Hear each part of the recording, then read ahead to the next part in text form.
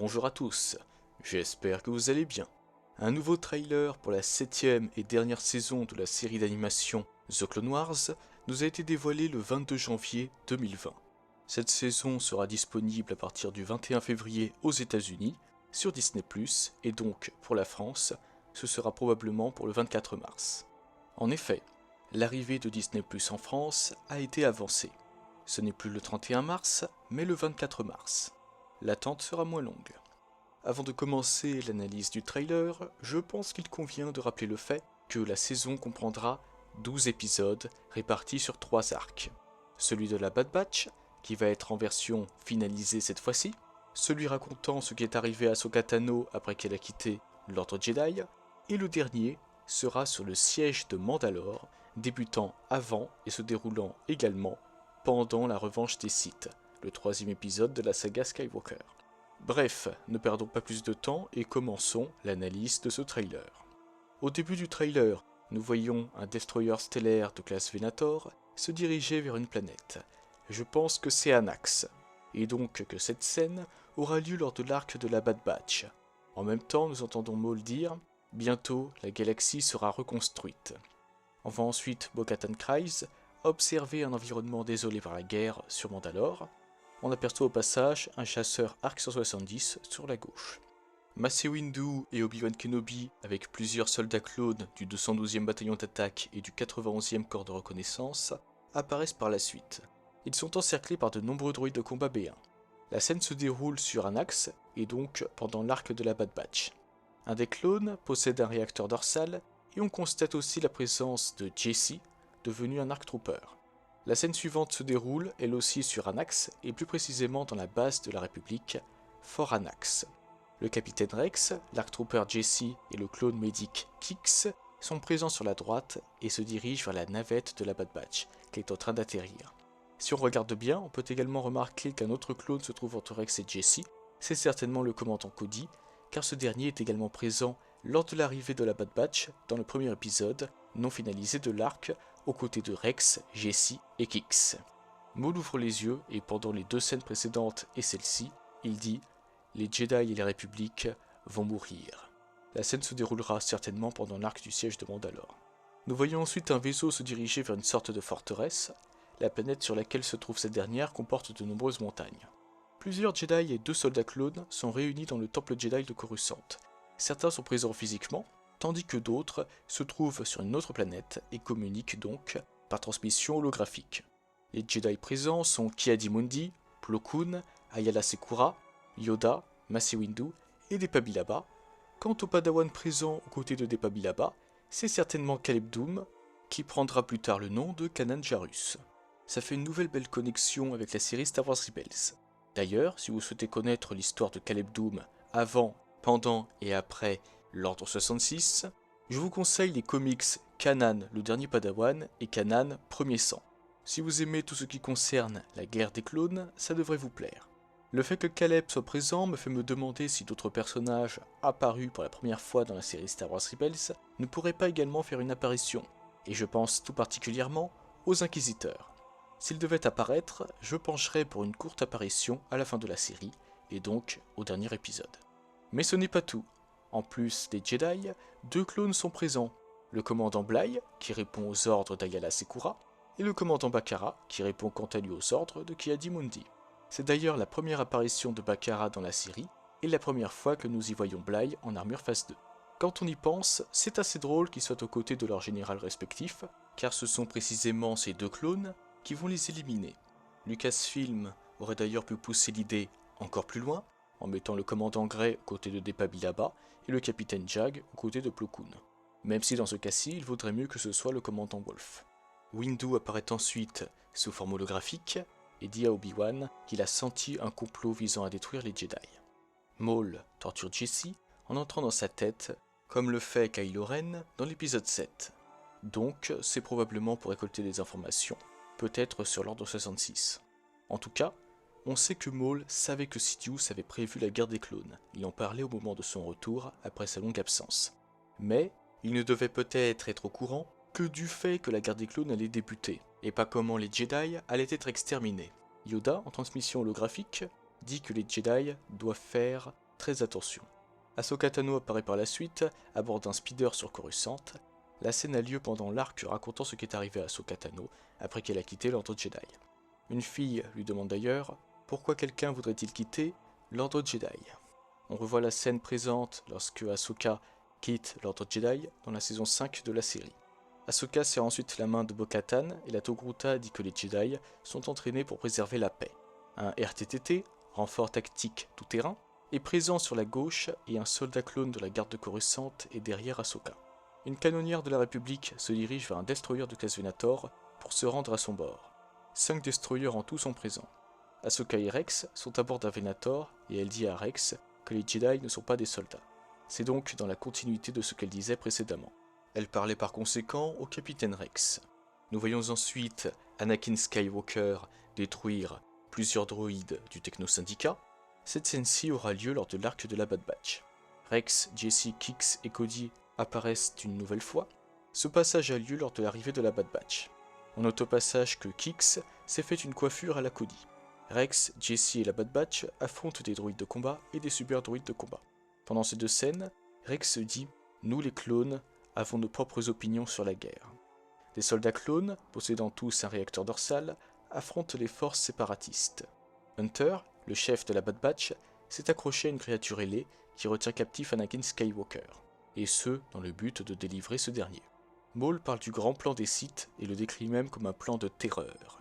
Au moment où il dit cela, nous voyons Ahsoka se toucher le front à bord d'un Venator. Cette réaction me fait penser à celle de Jaro Tapal dans Jedi Fallen Order, quand l'Ordre 66 a été exécuté. Je me demande donc si ce ne serait pas la réaction d'Ahsoka à ce qui s'est récemment produit dans la galaxie.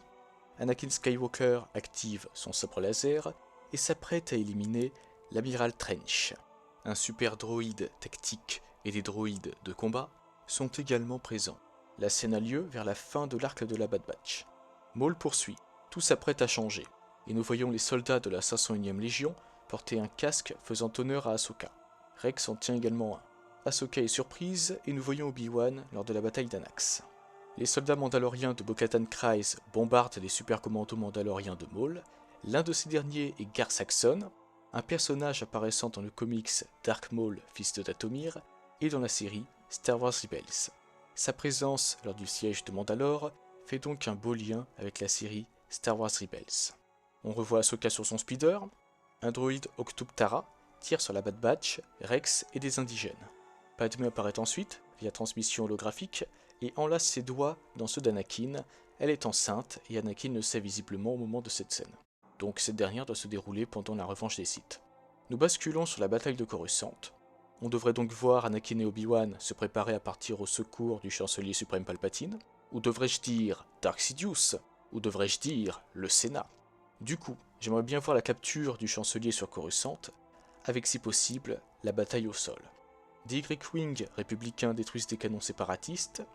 Ahsoka et l'autre fille, vue précédemment, apparaissent de nouveau. Un droïde, ou plutôt ce qui ressemble à une armure, se trouve derrière elle. Cette scène aura lieu lors de l'arc racontant ce qui est arrivé à Ahsoka après qu'elle a quitté l'Ordre Jedi. Anakin détruit le super droïde tactique vu précédemment. Obi-Wan, encapuchonné et en transmission holographique, baisse la tête. Il semble troublé et on voit un casque appartenant à un soldat clone ou à un Mandalorien. C'est difficile à distinguer, mais je pencherais plutôt pour un casque Mandalorien. Et si c'est un casque Mandalorien, alors il se peut qu'il appartienne à Bo-Katan Kryze, et donc peut-être qu'Obi-Wan discute avec Ahsoka. Ce n'est certainement pas une discussion sur le fait qu'Anakin a basculé du côté obscur, puisqu'Ahsoka l'apprendra bien plus tard, en 3 avant bataille de Yavin, mais je pense que cette scène sera une discussion entre Obi-Wan et Ahsoka, soit après la capture de Maul, soit sur l'Ordre 66, mais je penche plutôt pour la capture de Maul. On voit ensuite plusieurs vaisseaux républicains et séparatistes, donc cette scène-ci aura probablement lieu elle aussi lors de la bataille de Coruscant.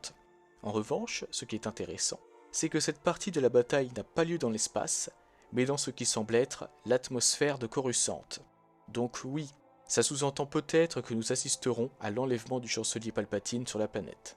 Nous voyons par la suite Ahsoka tenir la main d'un soldat clone reposant sur le sol et qui semble mal en point. On pourrait alors se dire que c'est le capitaine Rex, mais si on regarde bien ce clone de plus près, on voit en partie son casque. qui n'est pas celui du capitaine Rex, mais d'un autre clone ayant ce qui semble être une visière, comme le commandant Cody par exemple. Ce qui confirme cela est qu'un clone possédant un casque comportant une visière apparaît sur le poster de la 7ème saison de la série. On pourrait alors se dire que c'est peut-être Cody qui a voulu rendre hommage à Ahsoka Tano en mettant son casque de cette couleur, sauf que ce clone-ci a les marques bleues de la 501ème Légion sur son armure. On peut donc éliminer Cody de la liste de nos suspects. Il nous faut ainsi chercher un commandant clone faisant partie de la 501ème Légion, et je pense que vous vous doutez de celui que je suspecte. Un soldat clone qui est apparu plusieurs fois dans l'arc sur Umbara, et qui a mené l'assaut du Temple Jedi, aux côtés de Dark Vador, après l'exécution de l'Ordre 66. Le commandant Apo, devenu commandant à un certain moment après la bataille d'Umbara. Il se pourrait donc qu'Apo va lui aussi rendre hommage à Ahsoka Tano et va participer au siège de Mandalore avant de finalement retourner sur Coruscant pour sauver le chancelier captif.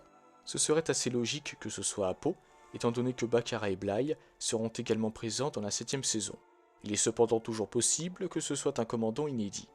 Nous voyons ensuite Rex mettre son casque, Maul et Asuka sont dans le palais de Mandalore et Maul lui dit que chaque choix qui a été fait a conduit à ce moment. Les deux s'apprêtent à s'affronter, Asuka active ses 2 sabres laser à lame bleue. Maul active, quant à lui, un double sabre laser à lame rouge, qui est un mélange entre les restes de son sabre laser de la menace fantôme et d'un autre sabre. Nous voyons par la suite la navette de la Bad Batch s'éloigner d'un croiseur séparatiste en train d'exploser. 2 frégates séparatistes sont également présentes. Rex et Ahsoka sont dans une canonnière d'assaut Teliopea de la République. Une autre canonnière explose à proximité. On constate également la présence d'un chasseur mandalorien et d'une canonnière TLOBA. Anakin, Echo et Crosshair affrontent des droïdes du Techno-Syndicat. Ahsoka et 2 autres filles s'enfuient d'un mystérieux complexe explosant de l'intérieur. C'est peut-être le bâtiment qu'on avait vu plus tôt. Maul projette des morceaux de ferraille sur 5 soldats clones de la 501ème Légion, et si on se concentre sur l'endroit où il se trouve, on constate qu'il s'agit de l'intérieur d'un destroyer stellaire de classe Venator. Ce que j'en conclus, c'est que l'Ordre 66 va avoir lieu du côté d'Ahsoka dans son propre destroyer, comme ce fut le cas avec Jaro Tapal et Cal Kestis.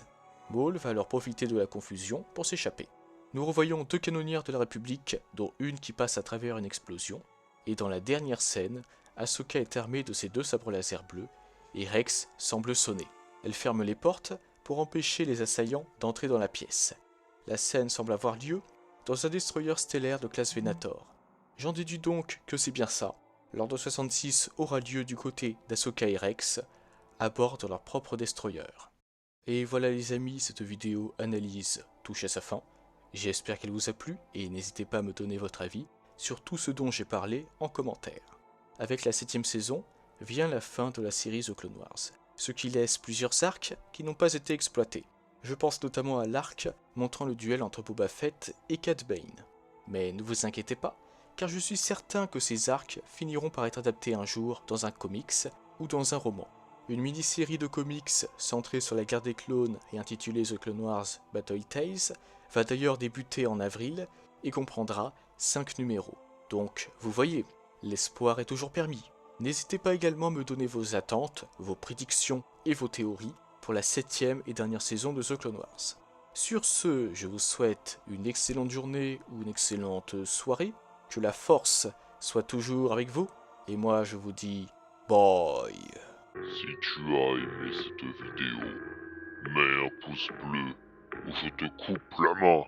Partage-la à tes proches Je préfère me ou tes suicider. amis qui aiment Star Wars. Et abonne-toi Jamais. pour rejoindre l'Empire Galactique pour que nous puissions régner sur la galaxie.